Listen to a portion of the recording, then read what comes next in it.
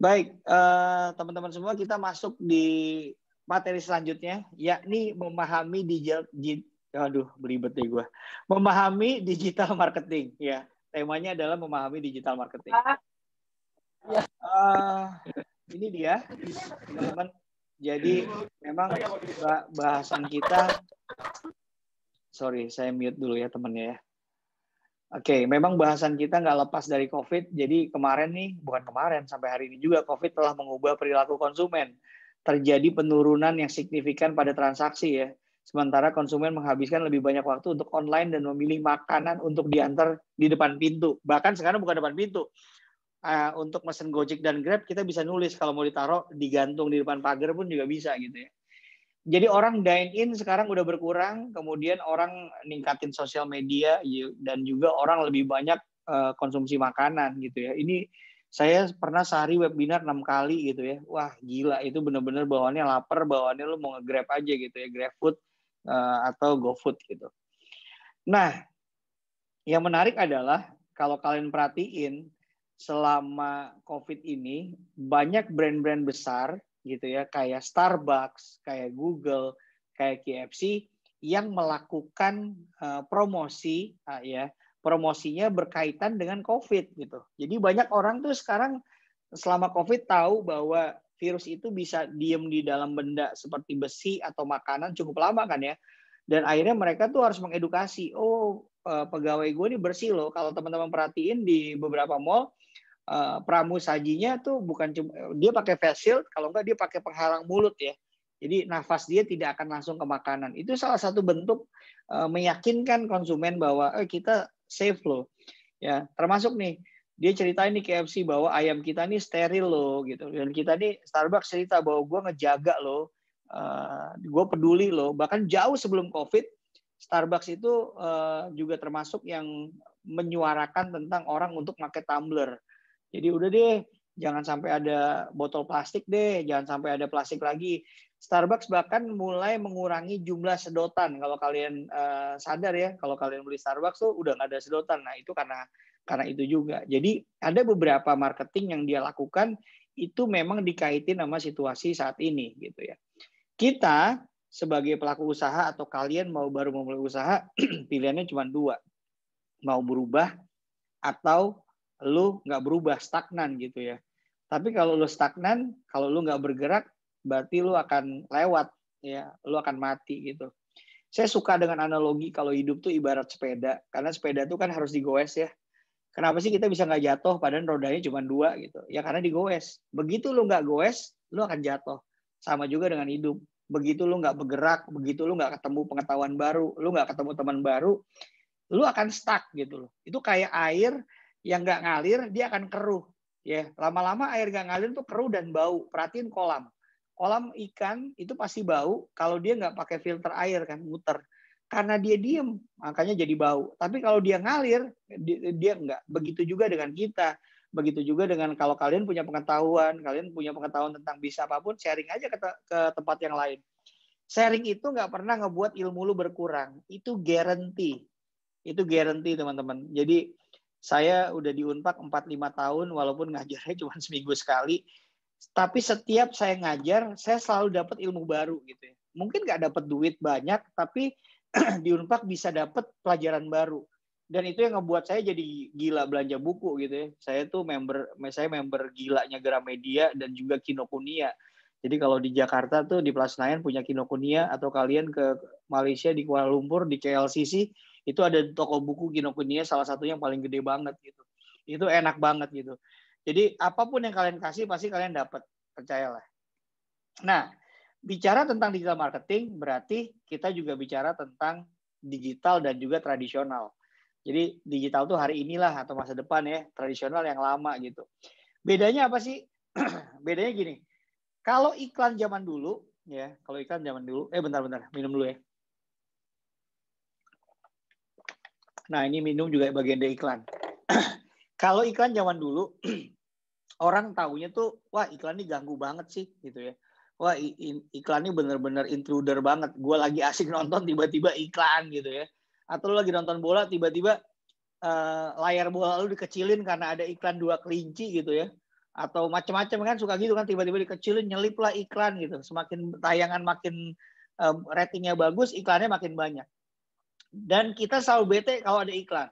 Itu konsep iklan atau traditional marketing. Tapi digital marketing konsepnya adalah interaksi. Dia ngerasa berinteraksi gitu, dan orang dikasih pilihan. Contoh kayak di YouTube, kalau diperhatiin adalah kita bisa nge-skip iklan ini kalau udah berapa detik. Itu bagian juga dari mentoring. Kalau menurut lu nggak perlu, nggak usah, gitu ya.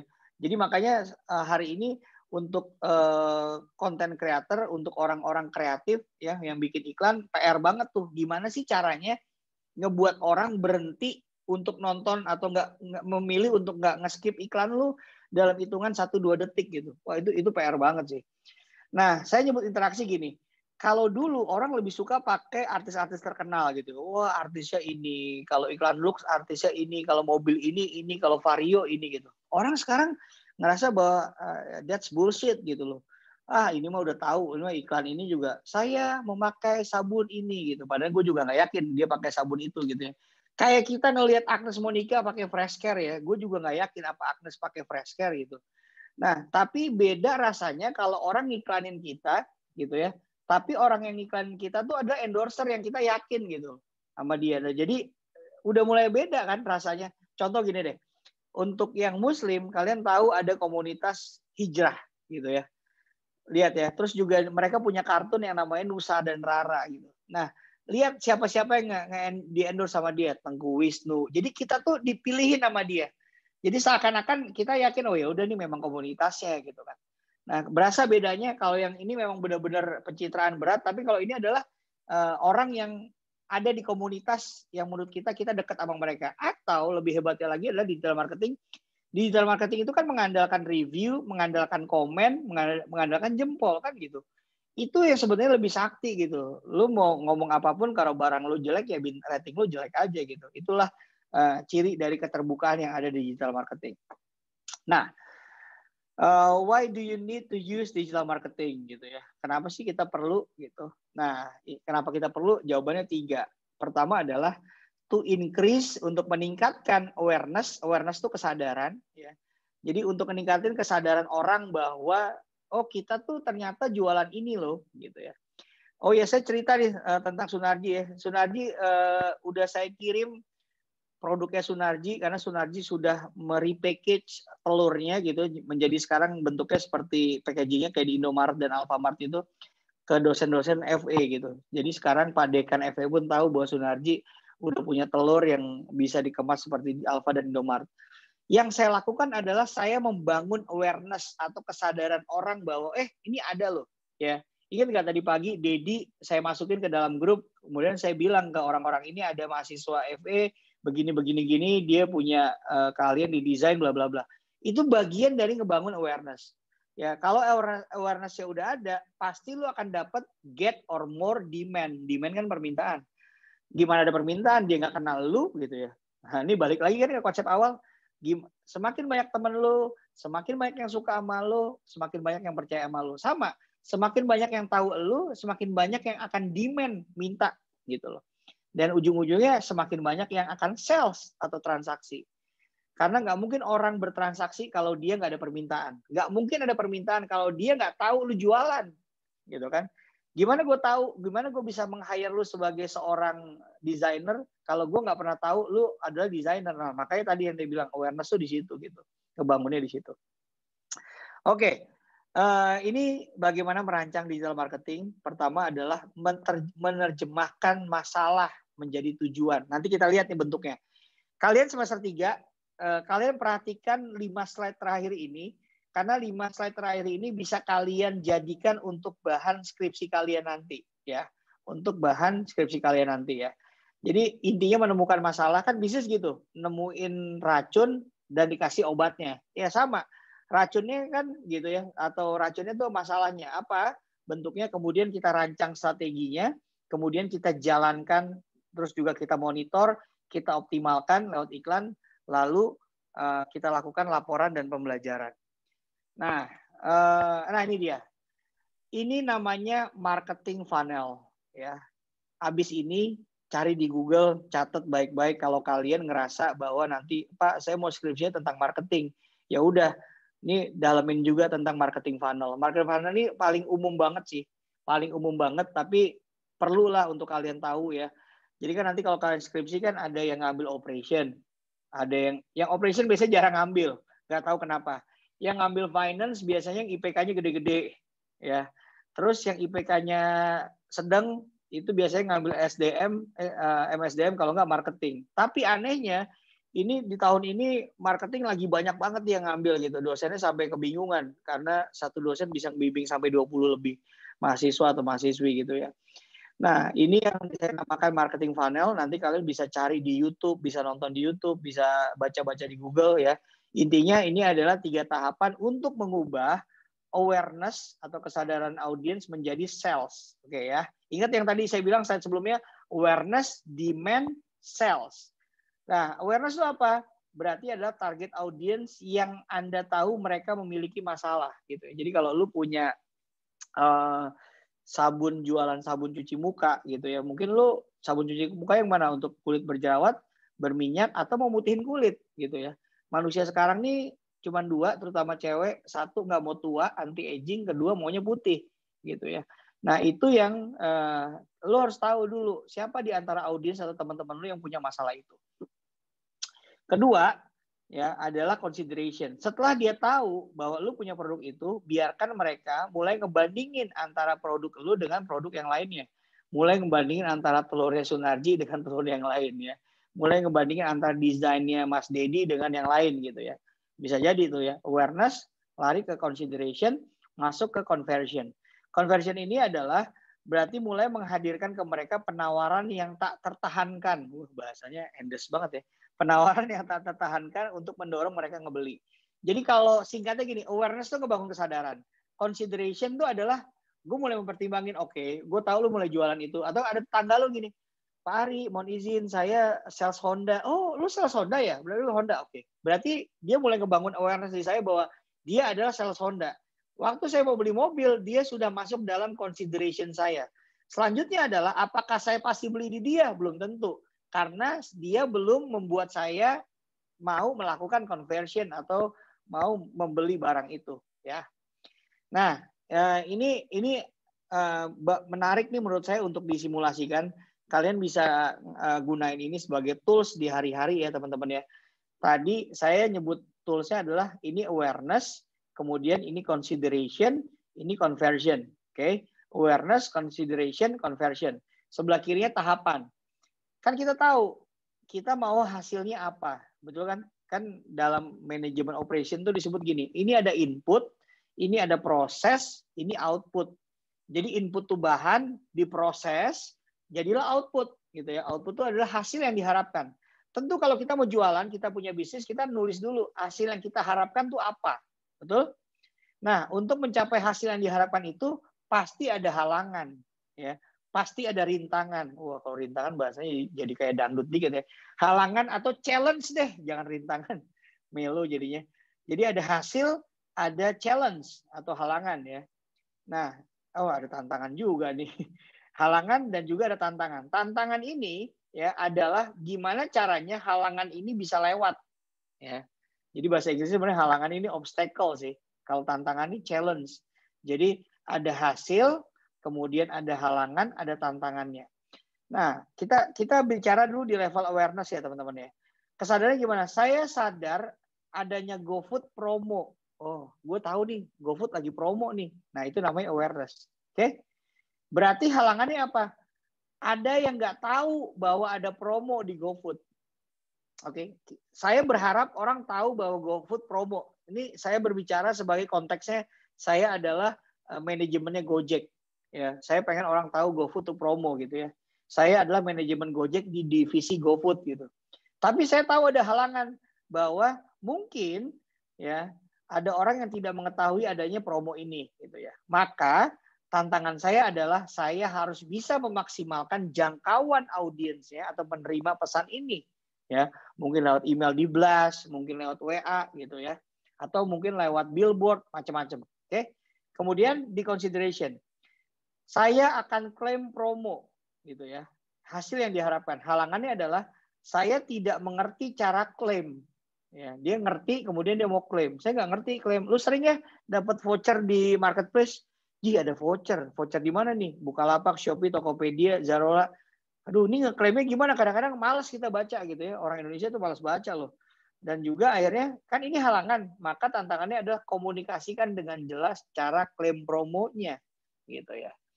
Jadi harus dikomunikasikan dengan jelas. Sekarang bicara di conversion. Hasil yang diharapkan adalah akhirnya tiba saatnya saya mencoba GoFood. Gitu. Halangannya adalah tidak ada urgensi. Urgensi itu tidak ada kepentingan, tidak ada pentingnya gitu ya untuk menggunakan promo ini. Gitu. Kadang-kadang kita dapat promo, ntar aja deh. Ngapain sekarang? Simpan aja deh dulu sampai angus kadang-kadang ya. Lupa kita. Nah, tantangannya adalah buat kebutuhan atau urgensi waktu melalui komunikasi yang kontekstual. Artinya gini, perhatiin nggak? Kalau buka marketplace itu selalu ada flash sale dan kurang ajarnya adalah marketplace bekerja sama dengan setan dan iblis itu masang waktu gitu ya. Wah gila 1 menit lagi gitu ya, 30 detik lagi atau sisa barang 1. Nah kurang ajar gitu kan, dia ngitung mundur di bawahnya ada jumlah barang gitu ya, jumlah barang tersisa berapa, sudah laku sekian. Biasanya kita panik, waduh 30 menit lagi nih, udah laku 3.000 gitu ya. Udah laku 3.000, sisa barang cuma 100. Biasanya kita panik karena kita yakin kalau orang beli banyak berarti itu barang bagus. Padahal belum tentu gitu ya. Oke, itu yang namanya conversion. Jadi kita tadi balik lagi ke masalah.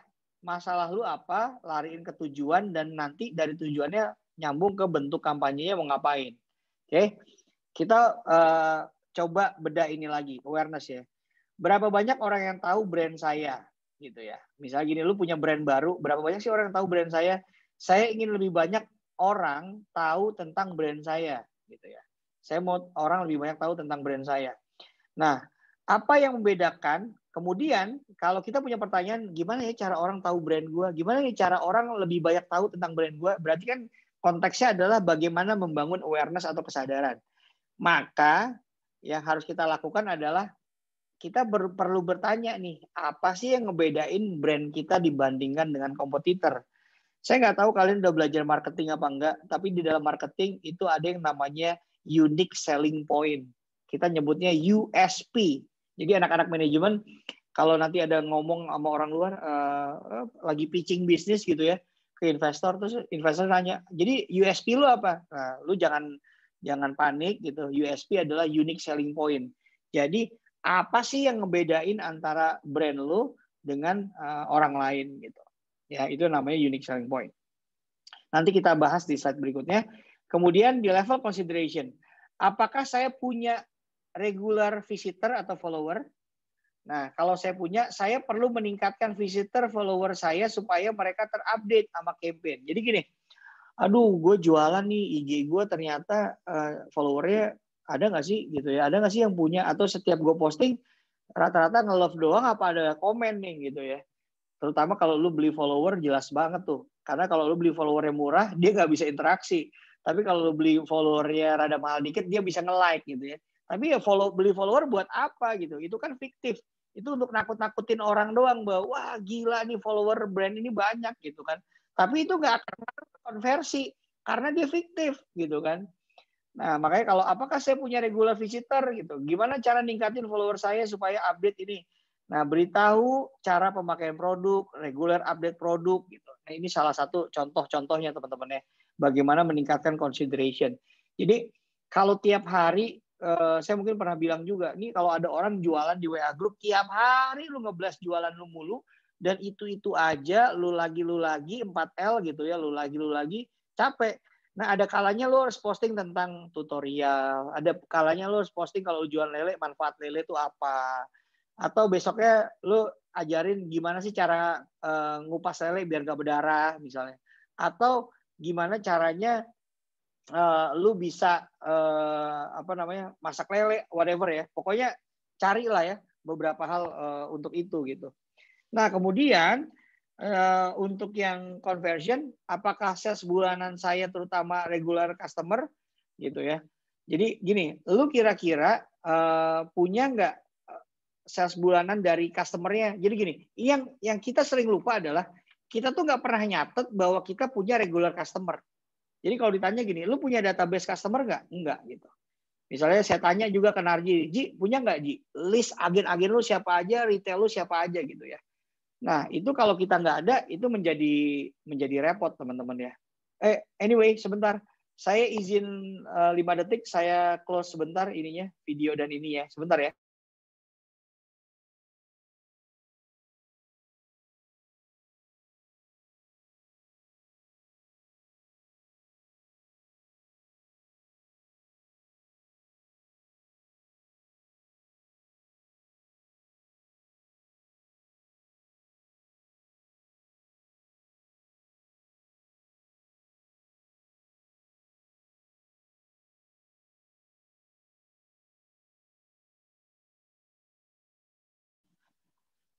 Oke, sorry.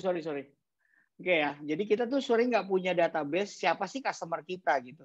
Sehingga retain tuh artinya ngejaga, sehingga kita nggak tahu customer mana aja yang dijaga. Nanti di pertemuan berikutnya kita akan belajar tentang bagaimana yang namanya customer relationship ya. Nanti saya ajarin nanti bikin tools gimana dengan bermodal Excel kalian bisa bikin list customer kalian. Jadi nanti ketahuan, oh ternyata si Rita udah nggak beli nih sebulan karena kalian nyatet. Ya misalnya, oh ternyata ini ya, kita kan nggak pernah bisa nginget tuh. Nah itu yang kadang-kadang perlu dilakukan untuk meningkatkan conversion gitu ya. Nah langkahnya adalah melakukan cross selling. Nah cross selling apa itu nanti ada di slide berikutnya. Upselling, melakukan diskon gitu ya, atau yang lainnya gitu ya. Terakhir juga ini conversion. Apakah ada peningkatan jumlah customer bulan ini? Nah, gimana kalian tahu jumlah customer orang kalian nggak pernah nyatet gitu ya? Perhatiin nggak sih kenapa Gramedia, kenapa banyak orang jualan retail itu pengen banget tahu nomor telepon lu. Bisa gini Mbak dikasih diskon ya, tapi boleh nyatet ya untuk membership ya Mbak. Yang dia minta apa? Nomor telepon sama email. Tujuannya adalah begitu ada promo, lu bisa diserang sama mereka lewat consideration mereka atau lewat di awareness. Oh lagi ada promo nih. Oh boba lagi ini nih gitu ya. Dia minta itu. Walaupun mau nggak mau dia harus ngasih diskon. Itu sebetulnya tujuannya untuk itu gitu ya. Ada nggak peningkatan customer? Dia mau tahu. Kalau nggak ada perlu dong nyari customer baru gitu ya. Nah, kalian bisa melakukan promo atau bisa melakukan limited offer yang tadi saya bilang tuh ya. Kalau diskon nggak pakai waktu, biasanya nggak seru. Kalau diskon nggak pakai waktu, biasanya nggak begitu menggoda. Jadi lebih baik memang diskon itu bagusnya ada waktunya. Nah, ini dia. Saya sedikit masuk ke ini materi ini. Saya nggak tahu, mudah-mudahan kalian udah belajar juga ya teman-teman di marketing tentang ini. Ini namanya value. Value itu nilai ya. Di beberapa pertemuan lalu saya bilang, diri kita punya value nggak? Punya. Indikatornya jelas. Kalau barang punya value nggak? Punya. Nah, value barang itu bisa diidentifikasi lewat 4 hal. Ya, pertama adalah ya dari quality-nya. Saya nyebutnya sebagai QSP. Ingat, kalau tadi saya bilang namanya USP ya, Unit Selling Point. Unique Selling Point adalah apa yang menarik dari brand lo. Apa yang menarik dari produk lo dan ngebedain produk lo dari yang lain. Itu namanya Unique Selling Point. Sekarang kita bicara tentang value atau nilai. Nah, di value atau nilai, kenapa barang itu dianggap punya value tinggi? Kenapa mobil ini dianggap keren? Kenapa motor ini punya nilai tinggi? Itu nggak lain karena memenuhi beberapa kriteria ini. Kriteria pertama, dia kualitasnya bagus. Namanya quality, QSP. Q pertama adalah quality. S-nya adalah services atau service excellent. Ya. P-nya adalah harga. Jadi barang itu atau produk dikatakan bagus kalau kualitasnya bagus. Kalau pelayanannya oke Pak, dia diantar Pak sampai rumah, sampai depan kamar, bahkan kalau mau diantar gitu ya. Atau harganya murah banget Pak gitu ya. Dan terakhir, ini karena sekarang era digital, saya nambahin satu lagi S, namanya speed. Karena boleh jadi ada kamera harganya mahal. Tapi karena orang itu butuh hari ini, dia minta COD dan mintanya digojekin, harga berapapun dia libas. Jadi boleh jadi quality mahal, quality bagus dia sikat, harga mahal pun nggak apa-apa. Kalau ternyata dia memang butuh cepat. Jadi faktor speed atau kecepatan hari ini menjadi penting. Sekarang gini, mobil lu mogok gitu ya. Lu mau belanja di Tokopedia, ada jumper mobil, jumper tuh yang bisa antar aki ke aki gitu. Ini diantarnya seminggu lagi. Ada yang satu lagi bisa diantar hari ini juga pakai Gojek, tapi bedanya 50%, pasti lu akan sikat yang kedua. Karena speed, jadi tergantung dengan urgensinya. Jadi value satu barang bisa berubah begitu kondisinya juga berubah. Oke. Ya, full konsentrasi ya. Kalau nanti kalian nganggap ini saya kecepatan atau terlalu mumet karena udah mau maghrib, ini kan nanti ada di record dalam YouTube kita ya. Lihat sebelah kiri, ini adalah produk atau services. Yang sebelah kanan ini adalah customer. Jadi customer ini maunya produk, ya, oke. Customer di kanan, produk di kiri. Customer ini buyer atau pembeli, produk ini adanya di seller atau penjual. Sekarang gini, si customer maunya apa? Itulah yang dikasih sama si seller, ya. Buyer maunya apa? Itulah yang dikasih seller. Pembeli maunya apa? Itulah yang dikasih sama penjual. Contoh. Pembeli maunya gain. Gain itu artinya ngedapetin sesuatu keuntungan, namanya gain ya, gain. Kalau dia mau gain berarti ciptakanlah gain creator. Jadi ciptakanlah penghasil kesenangan. Kalau dia mau bikin senang, lu bikin happy lah, gitu ya. Dia mau leisure, kasih leisure lah. Atau dia pain. Pain itu rasa sakit ya. Berarti dia mau ngilangin masalah dia. Dia mau ngilangin masalah dia. Jadi kalau gain itu peluang, bisa saya bilang peluang. Pain itu adalah sebuah masalah gitu. Nah, kalau dia mau pain, lu kasih pain reliever, berarti lu kasih obatnya. Ya, kalau dia mau ngurusin badan, lu kasih obat pengurus. Kalau dia mau peninggi badan, lu kasih obat peninggi. Ya, kalau dia mau ngitemin badan, lu kasih juga penghitemin badan gitu kan. Atau dia mau gain, gue mau untung, ya udah. Mungkin dia mau investasi gitu, mungkin reksadana, mungkin ke emas. Nah itu intinya. Jadi customer maunya apa? Mau peluang atau mau ngatasin masalah? Itu dulu yang harus kita cek. Oke, tadi ada istilah cross-selling dan juga upselling. Saya mau kasih teman-teman satu rahasia, tapi ini benar adanya. Rahasianya adalah, percaya nggak, orang Indonesia lebih suka sesuatu yang banyak dibandingkan sesuatu yang lebih besar. Saya ulangin ya. Orang Indonesia cenderung suka sesuatu yang banyak dibandingkan sesuatu yang lebih besar. Mau bukti? Buktinya gampang. Kalau kita lagi makan, katakanlah di makanan Jepang rata-rata ya, kita tuh suka dapat free ocha kan, yang minum gratis. Kita tuh akan happy banget sebagai customer. Pak, ini gelas kecilnya, Bapak refill ocha boleh selama Bapak milih. Mau ocha dingin, panas, pokoknya Bapak bisa refill kapanpun sampai Bapak mabok, sampai Bapak muntah, bisa ngisi gitu ya. Karena orang Indonesia mau gelasnya kecil nggak masalah, yang penting gue bisa ngisi sampai gue muntah. Orang Indonesia. Ya, kalau orang luar negeri enggak. Kalau orang luar negeri mendingan gue gedein size-nya. Jadi gue nggak perlu bolak-balik. Ini masalah perilaku konsumen. Makanya kalau kalian ke McDonald's, ke KFC atau Burger King, mereka akan nanya, ya, French fries-nya mau di upsize nggak? Ya, minumannya mau di upsize nggak? Atau kalian ke Starbucks dia tanya, ini mau reguler, venti, gitu ya. Dia akan nanya tuh. Ya kalau orang Indonesia, ngapain gue naikin ukuran, mendingan gue beli lagi. Nah, orang Indonesia tuh selalu suka yang banyak dibandingkan ngegedein. Oke, sekarang saya masuk ke konsep yang namanya cross-selling dan juga upselling. Cross-selling adalah kalau kamu jualan burger, maka kamu tawarkan dia french fries, kamu tawarkan dia minuman. Itu namanya cross-selling. Kalau lu jualan baju, lu jualan ciput juga, lu jualan kaos kaki juga. Itu namanya cross-selling. Kalau lu jualan sepatu, lu jualan kaos kaki juga, lu jualan sendal juga. Itu namanya cross-selling. Ya. Jadi kamu ngejual barang-barang yang masih jadi turunan dari barang tersebut atau masih nyambung. Kalau lu jual sepatu bola, sepatu futsal, lu jual bolanya juga, lu jual kostumnya juga, jersinya juga. Itu namanya cross-selling. Kalau upselling adalah ningkatin size-nya. Oke, ningkatin size-nya. Nah, di Indonesia beberapa fast food udah jago sih. Mereka cara melakukan cross-selling adalah mempaket-paketan makanan Anda gitu ya. Coba deh, kita beli KFC jarang kan, saya mau dong beli ayam aja a la carte gitu. A la carte tuh berarti milih gitu ya. Kemudian saya beli nasi sendiri, nggak mau. Pasti dia, Pak, mendingan lebih hemat. Ada paket ini nih, misalnya panas spesial, panas 1, panas 2. Biasanya dia gitu. Karena semua udah dipaket. Tujuan dia paket adalah dia melakukan cross-selling. boleh jadi harga ayamnya murah, tapi dia embat di minuman. Ya, konsepnya kafeteria kan gitu. Lu makanan gue murahin, lu gue sikat di minuman.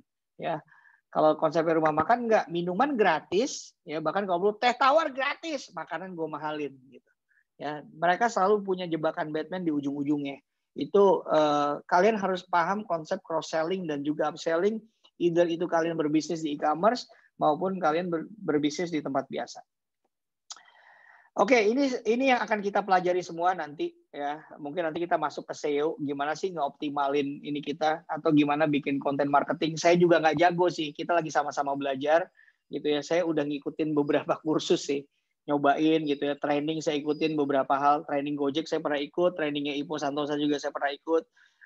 Gimana bikin email marketing, gimana bikin mudah-mudahan waktunya cukup dan kita pelan-pelan melakukan ini ya. Teman-teman ya. Inilah kira-kira yang nanti kita coba sama-sama optimalkan. Saya juga bukan orang yang expert banget, jadi nanti boleh jadi di antara kalian justru ada yang lebih tahu gitu ya. Nanti kita bisa sama-sama sharing aja di sini gitu. Oke, itu aja materinya. Udah 1 jam nih karena 2 topik ya. Nanti kita discuss lagi, ditanya jawab. Thank you teman-teman. Assalamualaikum warahmatullahi wabarakatuh.